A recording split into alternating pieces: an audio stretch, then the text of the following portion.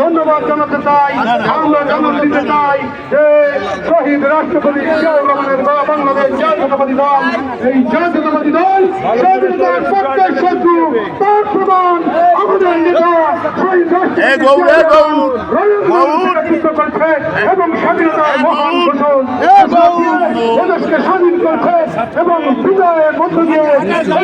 বাংলাদেশের মানচিত্রকে সুন্দর সূচনা ঘোষণা করেছেন। সেই প্রিয় নেতা শহীদ রাষ্ট্রপতি জিয়াউর রহমানকে এই বিজয়ের দিনে সত্যবারের স্মরণ করে আমাদের প্রিয় নেত্রী দেশনেত্রী বেগম খালেদা জিয়াকে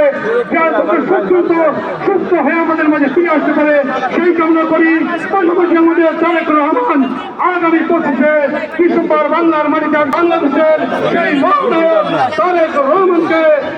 শুভেচ্ছা জানানোর জন্য বাংলাদেশের প্রত্যেকটি রাস্তাঘাট প্রান্তরে